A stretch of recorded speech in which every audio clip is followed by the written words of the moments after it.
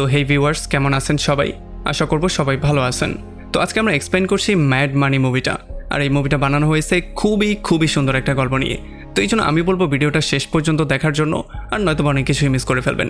তো চলুন কথা না বাড়িয়ে শুরু করি আজকের ভিডিও।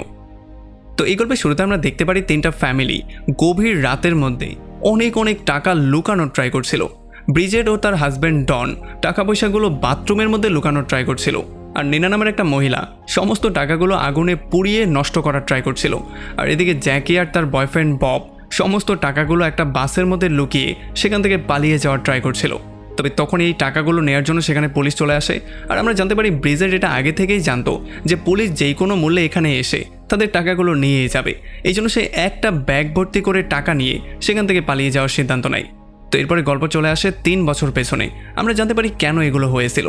আমরা দেখতে পারি ব্রিজেট তার নেবার মেন্ডির পার্টিতে যখন আসে তখনই সে জানতে পারে তার হাজব্যান্ড ডন তাদের ঘরটাকে সেল করার জন্য প্রিপারেশন নিয়েছে। আর এটা জানার পরে সে প্রচণ্ড মাথা গরম করে তার হাজব্যান্ডের সাথে এসে চিল্লাচিল্লি শুরু করে। আর যখন সে ডনকে এগুলো জিজ্ঞেস করে তখন ডন তাকে সরাসরি বলে দেয় যে যেহেতু আমার কোনো চাকরি নেই আর কয়েক বছর যাবত আমি কোনো চাকরিও পাচ্ছি না, আর তাছাড়া আমার মাথার উপরে $2,86,000 একটা লোন আছে, এই জন্য যেই কোনো ওয়েতে আমাকে ঘরটা সেল করতে হবে, কারণ এইটা ছাড়া আমার হাতে আর অন্য কোনো অপশন নেই। দেনাগুলো তো অবশ্যই পরিশোধ করতে হবে, কারণ দেনাগুলো ধীরে ধীরে দ্বিগুণ হয়ে যাচ্ছে। তবে ব্রিজেট তাকে বলে যে ঘর বিক্রি করার কোনোই দরকার নেই, আমরা দুজনে পার্ট টাইম জব করে টাকাগুলো ম্যানেজ করে নিব। এরপর আমরা দেখতে পারি ব্রিজেট বারবার করে অনেকগুলো অফিসে গিয়ে জব খোঁজার ট্রাইও করে, তবে কেউই তাকে জব দিতে চাইছিল না। আর একদিন সকালবেলা তার কাজের মহিলাটা এসেও তাকে বলে যে আপনি যে চেকটা দিয়েছেন সেটা আবারও বাউন্স করেছে, আমি আর আপনার এখানে কাজ করতে চাই না। এখন যেহেতু কাজের মহিলা জানতো যে তার অবস্থা খারাপ, এই জন্য সে তাকে পরিষ্কার পরিচ্ছন্নতা কর্মী হিসেবে এক জায়গায় চাকরি দিয়ে দেয়। আর খুব শীঘ্রই ব্রিজেট ফেডারেল ব্যাংকে পরিষ্কার কর্মচারী হিসেবে চাকরি পেয়েও যায়। আর এরপরে যখন ব্রিজেট কন্ট্রোল রুমের মধ্যে পরিষ্কার করতে যায় তখন এখানে সিসিটিভি ক্যামেরায় সে টাকার অনেক বান্ডেল দেখার পরে তার মাথা চক্কর দেওয়া শুরু করে। তবে তখনই তার বস গ্লোবার এখানে চলে আসে আর সে তাকে সাবধান করে দিয়ে বলে যে টাকা দেখে লোভ করে লাভ নেই, কারণ এখানে প্রত্যেকটা মানুষের উপরে নজর রাখা হয়। এরপর সেখান থেকে বেরিয়েই ব্রিজেটের দেখা হয় নিনা নামের সেই মহিলার সাথে, যে কিনা ব্যাংকের ফাটাছেঁড়া নোটগুলো, মানে যেই নোটগুলো নষ্ট হয়ে গিয়েছিল সেগুলোকে গুঁড়ো করার কাজ করত। আর যখন ব্রিজেট তার চোখের সামনে এতগুলো টাকাকে গুঁড়ো হতে দেখতে পাচ্ছিল তখন তার কষ্টে বুকটা ফেটে যাচ্ছিল। এরপর যখন সন্ধ্যাবেলায় ব্রিজেট সুপার মার্কেটে বাজার করতে যায় তখন এখানে খুবই লাক্সারিয়াস জিনিসপত্র দেখার পরে তার খুবই লোভ সৃষ্টি হয়। এগুলো কেনার জন্য তার চাহিদা বাড়তে থাকে, তবে তার কাছে যেহেতু টাকা নেই এই জন্য সে কোনোভাবেই কিছু কিনতে পারছিল না। তবে ঘুরতে তার নজর পড়ে যায় কিছু টালার উপরে, যেগুলো দেখতে কিছুটা ব্যাংকের টালার মতোই ছিল। আর এই টালাটা দেখার পরে ব্যাংক থেকে টাকা চুরি করার একটা ভয়ঙ্কর প্ল্যানিং তার মাথায় চলে আসে। এরপরে পরদিন সকালবেলা প্রথমেই অফিসে গিয়ে ব্রিজেট সমস্ত সিসি ক্যামেরাগুলো চেক করা শুরু করে। কোথায় সিসি ক্যামেরা আছে, কোথায় নেই, এই ব্যাপারগুলো সে বের করে। কিভাবে টাকাগুলো কোথা থেকে কোথায় যায় সেই ব্যাপারগুলো সে খুব ভালো করে নোটিস করে। আর কোন চাবি দিয়ে কোন তালা খোলে এগুলোও সে খুব ভালো করে নোটিস করে। সে বুঝতে পারে যে মেইন চাবি হচ্ছে গিয়ে 3টা। প্রথম হচ্ছে গিয়ে সর্টিং রুমের চাবি, যেটার মাধ্যমে নতুন টাকাগুলোকে বান্ডেল করে একটা জায়গায় নেওয়া হয়। 2 নম্বর চাবিটা ছিল ট্র্যাজেডি ব্যাংকের ম্যানেজার এজেন্ট উইনের কাছে, আর 3 নম্বর চাবিটা অন্য একটা জায়গায় সেফটি হিসেবে রাখা ছিল। আমরা দেখতে পারি প্রথমেই ব্রিজেট ব্যাংক সম্পর্কে সমস্ত প্ল্যানিং করে ফেলে, কিভাবে টাকা সে সরাবে, কোথায় রাখবে, এই সমস্ত ব্যাপারগুলো সে প্ল্যানিং করে ফেলে। তবে এখন তার দরকার সেই সমস্ত পার্টনারদের যারা এই ভয়ঙ্কর কাজটা করতে তাকে সাহায্য করতে চাইবে। আসলে ডিউটি শেষ হওয়ার পরে যখন তারা বাইরে যেত তখন তাদের প্রত্যেকের ব্যাগই চেক করা হতো। তবে তখন ব্রিজেট দেখতে পারে যে সিকিউরিটি গার্ড ব্যারি আর সেন নিনাকে পটানোর ট্রাই করছে। তবে নিনা তাদেরকে সরাসরি না করে দিয়ে সেখান থেকে বেরিয়ে চলে আসে। তবে ব্রিজেটও তাকে ফলো করে বাইরে আসে আর তাকে তার প্ল্যানিংয়ের পার্ট হওয়ার জন্য একটা প্রপোজ দেয়। তবে প্ল্যানিং শোনার পরে নিনা তাকে সরাসরি না করে দেয় আর এরপর সে বাসায়ও চলে আসে। তবে আমরা দেখতে পারি ব্রিজেটও হার মানার পাত্র ছিল না, সেও নিনাকে ফলো করে তার বাসায় চলে আসে আর তার দরজা ভাঙচুর করা শুরু করে। আর যখন নিনা এসে বাইরে তাকে জিজ্ঞেস করে কি হয়েছে তখন সে তাকে ব্যাংকের সেই সেম টালাটা দেখায় যেইটা ব্যাংকের মধ্যে ছিল। এটা দেখার পরে নিনা প্রচণ্ড ভয় পেয়ে যায়, এই জন্য সে তাকে দ্রুত এখান থেকে যাওয়ার জন্য বলে। তবে ব্রিজেটও হার মানার পাত্রী ছিল না। সে পরদিন সকালবেলা নিনার লকারের মধ্যে বিভিন্ন ভালো স্কুলের ব্রশিওর দিয়ে যায়, যেগুলো দেখার পরে নিনা ফাইনালি বুঝতে পারে যে তার কাছে টাকা থাকলে সে তার ছেলেকে ভালো একটা স্কুলে ভর্তি করাতে পারবে। আর এগুলো শোনার পরে ফাইনালি নিনা রাজি হয়ে যায় আর ব্রিজেটের কাছে গিয়ে সে সম্মতি জানায়। আমরা দেখতে পারি এখন তাদের দরকার ছিল আরও একটা লোক যে কিনা তাদেরকে এই কাজে সাহায্য করতে পারবে। এই জন্য তারা জ্যাকি নামের একটা মেয়েকে চুজ করার সিদ্ধান্ত নেয়। আর একদিন তারা তাকে নিয়ে বারে গিয়ে সমস্ত ব্যাপারটা এক্সপ্লেন করে, পুরো প্ল্যানিংটা তার সামনে ধরে। আর একটু পরে জ্যাকিও রাজি হয়ে যায়। আর এখন তারা তিনজন মিলে ফেডারেল ব্যাংক কীভাবে লুট করবে সেই প্ল্যানিংটা করার সিদ্ধান্ত নিয়েছে। আমরা দেখতে পারি তারা ইশারার মাধ্যমে সমস্ত কাজকর্ম করার সিদ্ধান্ত নেয়। আর তাদের ইশারা ছিল তাদের আইব্রুকে টাচ করা। পরদিন সকালবেলা ব্রিজেট একটা টালা তার বেল্টের নিচে লুকিয়ে অফিসের মধ্যে নিয়ে আসে। আর যখন লাঞ্চের সময় হয় তখন ব্রিজেট তার আইব্রো টাচ করে আর নিনাও তার আইব্রো টাচ করে। তবে জ্যাকি মাথা নাড়িয়ে না বলে দেয়। আর যখন পরে এই ব্যাপারে জ্যাকিকে তারা জিজ্ঞেস করে তখন জ্যাকি বলে যে আজকে আমার মনের ভেতর থেকে একটা আওয়াজ আসছিল যে আজকে কিছু একটা ভয়ঙ্কর হতে যাচ্ছে। তবে তারা তার কথা কোনোভাবে শুনতে চাইছিল না, তাকে উল্টাপাল্টা অনেক কিছু বলে, তার উপরে চিল্লাচিল্লি করা শুরু করে, কারণ তার জন্য তাদের আজকের সমস্ত প্রোগ্রাম নষ্ট হয়ে গিয়েছে। তবে একটু পরেই তাদের বস গ্লোবার সিকিউরিটি চেক করতে চলে আসে আর শুধুমাত্র জ্যাকির জন্য আজকের মতো তারা কোনো রকমে সেভ হয়ে যায়। তবে পরদিন সকালবেলায় তারা অফিসে আসার সঙ্গে সঙ্গেই তাদের আইব্রো টাচ করা শুরু করে। আর যেহেতু তিনজনেই তাদের আইব্রো টাচ করে ফেলেছে এই জন্য তারা তাদের কাজের মধ্যে লেগে যায়। প্রথমেই ব্রিজেট পরিষ্কার করার বাহানা করে ইন্সপেকশন রুমের মধ্যে যায় আর সেই বক্সটাকে খুঁজে বের করার ট্রাই করে যেটার মধ্যে টাকাগুলোকে রাখা হয়। আর সে তার হাতের কারিশমার মাধ্যমে সেখান থেকে টালাটাকে বদলে ফেলে। আর যখন সে সেখান থেকে বেরিয়ে যাচ্ছিল তখন সে জ্যাকিকে ইশারার মাধ্যমে সেই বক্সের নাম্বারটাও বলে দেয়। আর এরপরে জ্যাকি নিনার জন্য সেই নাম্বারটা কাগজে লিখে দেয়। আর এই নাম্বারটা জানার পরেই নিনা দ্রুত সেখানে গিয়ে আসল টালাটাকে নিয়ে সেটাকে বাথরুমের মধ্যে লুকিয়ে ফেলে। এখন যেহেতু জ্যাকির পালা ছিল এই জন্য সে 4937 বক্সটা নিয়ে সোজা এলিভেটরে চলে আসে। আর সে এমন করে দাঁড়া হয়ে যায় যাতে করে তার হাতটা কেউ দেখতে না পারে।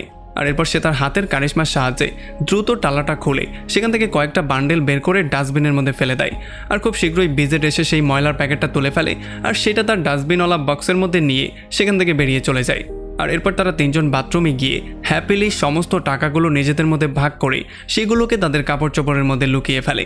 এরপর যখন তারা সেখান থেকে বাইরে বের হচ্ছিল তখন তারা দুজন দেখতে পারে যে জ্যাকের প্যান্টের ফাঁক দিয়ে কিছু টাকা দেখা যাচ্ছে। এই জন্য নিনা ইচ্ছা করেই সিকিউরিটি গার্ডদের সঙ্গে ফ্লার্ট করা শুরু করে আর ব্রিজেট গিয়ে জ্যাকিকে ইশারা করে সেই টাকাগুলোকে লুকিয়ে ফেলার জন্য। তবে তখনই তাদের বস গ্লোবার প্রচণ্ড রাগ নিয়ে এখানে চলে আসে। আর তখন আমরা জানতে পারি যে আসলে ব্রিজেট তার আই কার্ডটা ভেতরেই কোথায় যেন ফেলে এসেছিল। এই জন্য সেই আই কার্ডটা তাকে দিয়ে অনেক ধমকাধমকি করে আর পরবর্তীতে যাতে এমনটা না হয় এই জন্য ওয়ার্নিংও করে যায়। আর এই সুযোগটার মধ্যেই জ্যাকি তার প্যান্টটাকেও ঠিক করে ফেলে আর টাকাগুলোকেও লুকিয়ে ফেলে। এরপর তারা ফাইনালি সেখান থেকে সফলভাবে বাইরে এসে ব্রিজেটের ঘরের মধ্যে চলে আসে। এখানে তারা টাকাগুলো নিজেদের মধ্যে ভাগ করে নেয় আর তারা এতটাই হ্যাপি ছিল যে তারা টাকাগুলো আকাশে উড়িয়ে দিয়ে উদযাপন করছিল। তবে তখনই ব্রিজেটের হাজব্যান্ড ডন রুমের মধ্যে চলে আসে আর সে সমস্ত ব্যাপারটা দেখে ফেলে, মানে তারা যে চুরি করছে এই ব্যাপারটা ডন ক্লিয়ারলি বুঝতে পারে। এরপর সে রাতের বেলায় ব্রিজেটের সঙ্গে ঝগড়া শুরু করে আর তাকে চুরি করা ছাড়তে বলে। তবে ব্রিজেট তাকে সরাসরি না করে দেয়। সে বলে যে যতদিন আমাদের মাথার উপর থেকে লোনের টাকা শোধ না হচ্ছে ততদিন তো আমি এই কাজ ছাড়ছি না।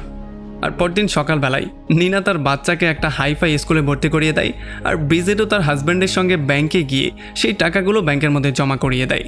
আর এমন করেই তাদের দিনগুলো পার হওয়া শুরু হয়ে যায়।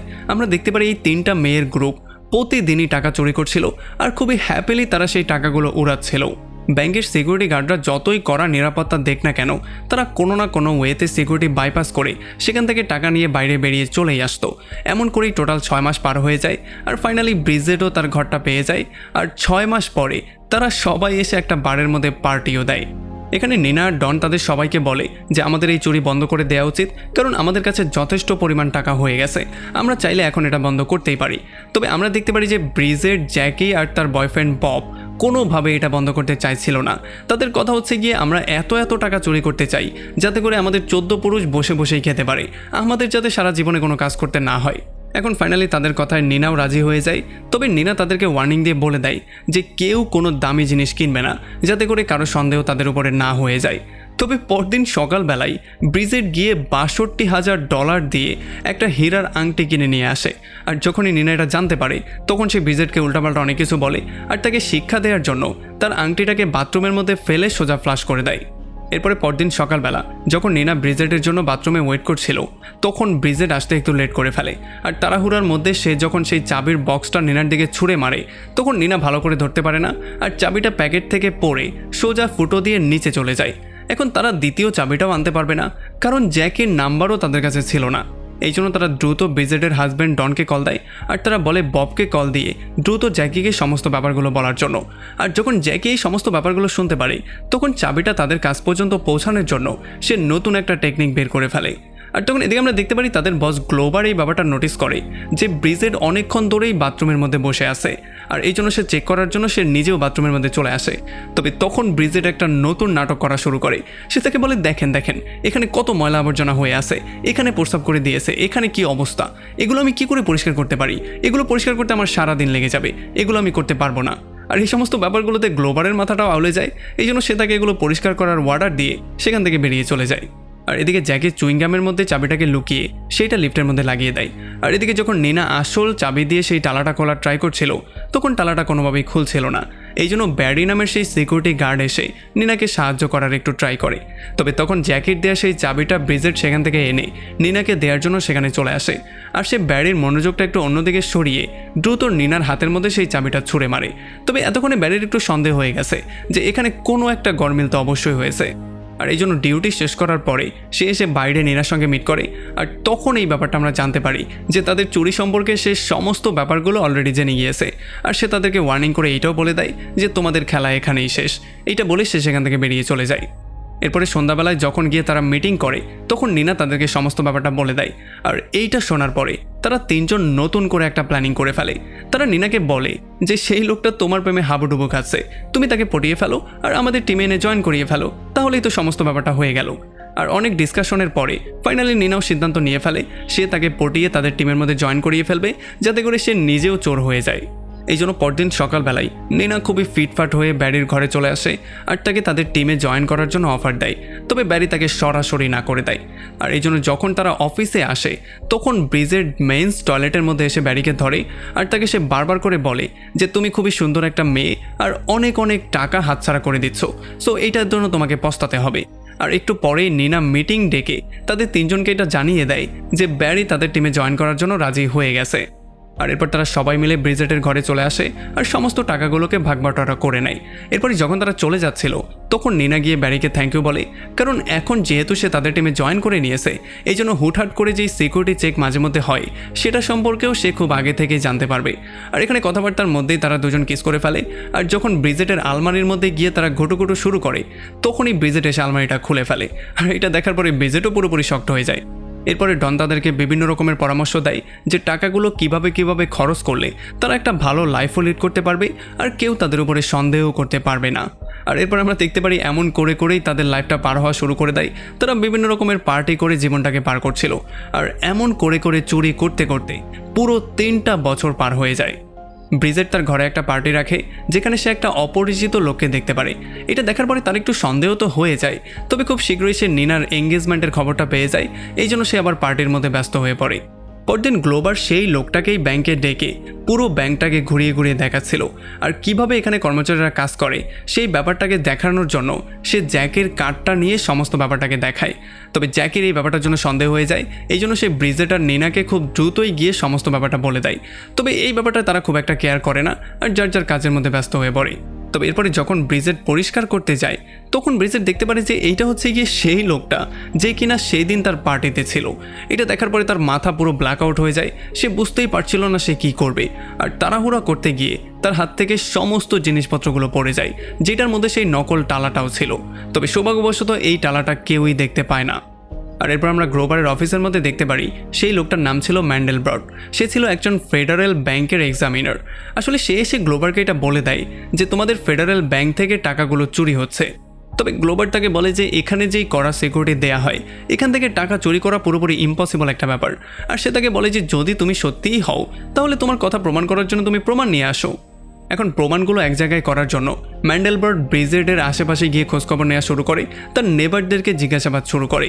আর খুব শীঘ্রই ডন তার নেবার ম্যান্ডের কাছ থেকে এই খবরটা পেয়েও যায়। এগুলোতে ডন প্রচণ্ড ভয় পেয়ে ব্রিজেটকে কল দিয়ে বলে যে আমাদের দ্রুত পুলিশের হাতে সারেন্ডার করা উচিত আর তাদের সাথে একটা ডিল করে নেওয়া উচিত। তবে কোনোভাবেই কেউ এটার জন্য রাজি হচ্ছিল না, কারণ প্রথমেই পুলিশ নিনাকে তার বাচ্চাদের থেকে আলাদা করবে, এই জন্য তারা কোনোভাবেই এটার জন্য রাজি হচ্ছিল না। এরপরে পরদিন সকালবেলা তারা সবাই মিলে মিটিং শুরু করে আর তারা এইটা খুঁজে বের করার ট্রাই করে যে এই কাজগুলো আসলে হলো কেন। আর এখন কিভাবে তারা এটা থেকে বাইরে আসতে পারে। আর তখন এই খবরটা তারা জানতে পারে যে বব আসলে শেয়ার মার্কেটে $10,000 বেশি ইনভেস্ট করেছিল। এই জন্য সেখানের কর্মকর্তাদের তার উপরে সন্দেহ হয়ে যায় আর তার উপরে তারা একটা ইনভেস্টিগেশন করার সিদ্ধান্ত নেয়। তবে ব্রিজেট তাদের সবাইকে বলে যে যতক্ষণ পর্যন্ত আমাদের বিরুদ্ধে প্রমাণ পাওয়া না যাচ্ছে ততক্ষণ আমাদের ঠান্ডা মাথায় কাজ করা উচিত, কারণ আমাদের বিরুদ্ধে তারা কিছুই করতে পারবে না।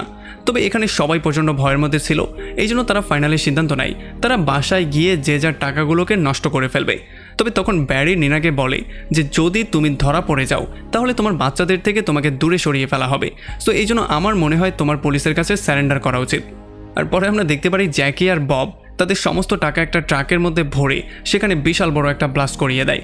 তবে যতক্ষণে তারা সেখান থেকে পালিয়ে যেত তার আগেই পুলিশ এসে তাদেরকে ধরে ফেলে। আর এদিকে নিনা যখন টাকাগুলোকে পোড়াচ্ছিল তখন পুলিশ এসে তাকে ধরে ফেলে, আর ব্যারি যখন গাড়ির মধ্যে টাকাগুলো ভরছিল তখন তাকে ধরে ফেলা হয়। আর ডনও টাকাগুলো বাথরুমে ভরার সময় ধরা পড়ে যায়। তবে শুধুমাত্র ব্রিজেডই টাকা নিয়ে পালিয়ে যেতে সফল হয়ে যায়। তবে সেই ব্যাপারটা জানতো না যে ম্যান্ডেলবার্ট নামের সেই লোকটা অলরেডি তাকে ফলো করছিল।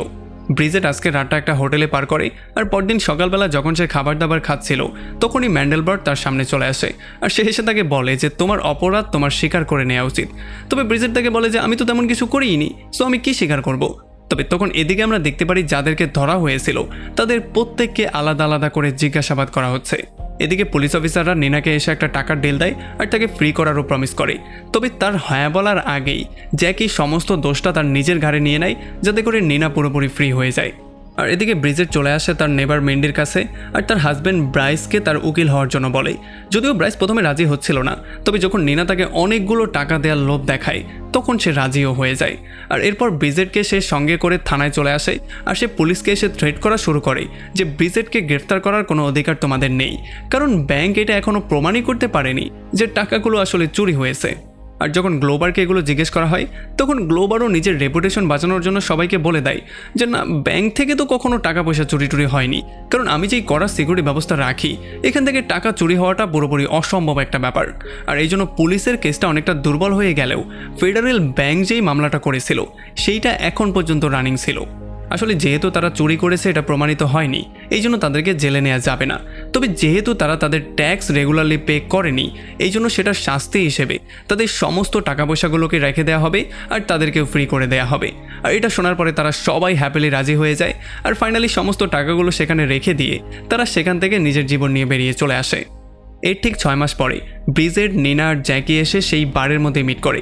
আর এখানে এই ব্যাপারটা আমরা জানতে পারি যে ব্রিজেট এই বারের কোনো একটা জায়গায় অনেক অনেক টাকা লুকিয়ে রেখেছিল।